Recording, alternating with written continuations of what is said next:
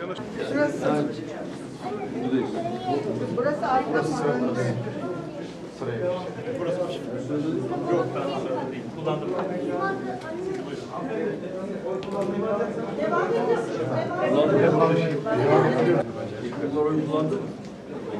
Kullandı mı oylarını? Yok, kullanmadım. Öğreniyorlar. İnşallah. Onları yeni biliyorum. İnşallah bir dahaki Nasıl seçimde. kullanacaklar öğreniyorlar. Hayatımda istediğim tek şey vardı, bu oldu. Vallahi öyle. Ne diyeyim? Ben konuşayım. Tam sıra gibi biraz gelin. Biz burada oy kullanmaya mani olmuyoruz. Diğer sınıflara tamam.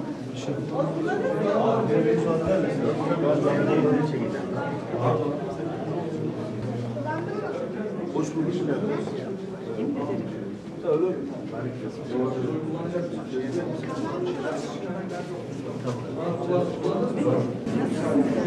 Hoş geldiniz.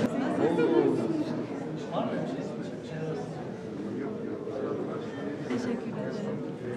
Hadi bakalım.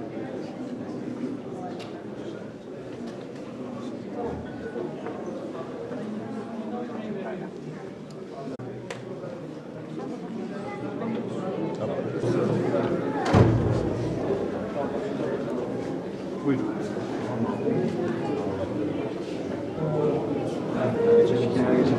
İçeride.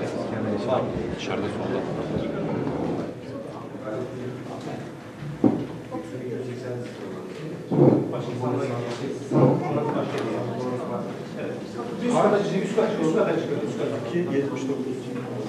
Ben zarfın tüm üzerinde şey yaptım. Efendim lütfen kabin içinde kalın, kabin içinde kalın. Oyunuzu uygun şekilde zarfın içerisine katlayarak koyun.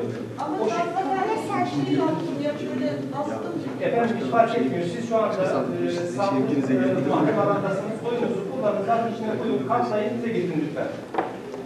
Siz geçin. Buyurun efendim. Hoş geldiniz.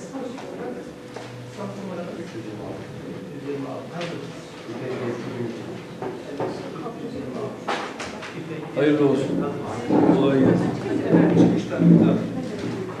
Hayırlı olsun.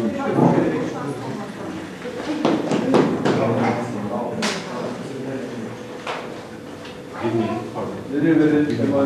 Sayın Cumhurbaşkanım. Cumhurbaşkanımıza. Hoş geldiniz. Merhaba, hoş geldiniz. Evet. Size o tarafa, o tarafa.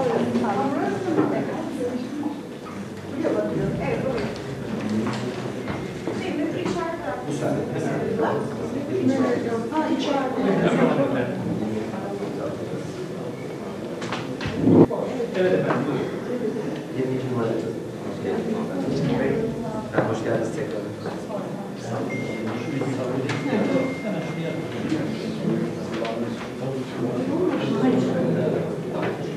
Buyurun efendim.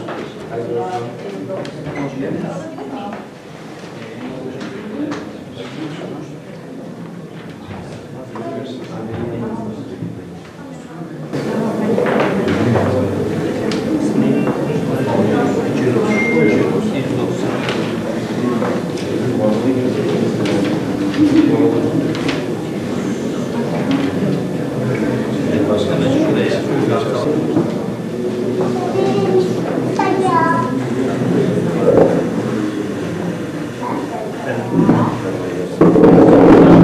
Hayırlı olsun. Başkanım sen bir cebine kullan. Çok sağ olun. Burada da. Sağ olun efendim. Şuraya.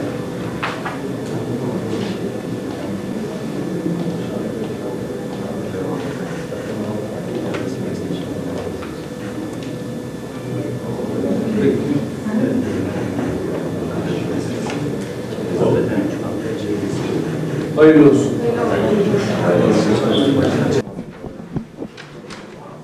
Hayırlı uğurlu olsun. Oyunuzu kullandınız. Tüm Türkiye bugün seçime gidiyor. Sabah 8'den itibaren. Neler söyleyeceksiniz bugüne ilişkin? Oyumuzu kullandıktan sonra tabii söylenecek en önemli şey Türk demokrasisi için inşallah Bugün sabah itibariyle takipteyim. İçişleri Bakanımdan da aldığım bilgilere göre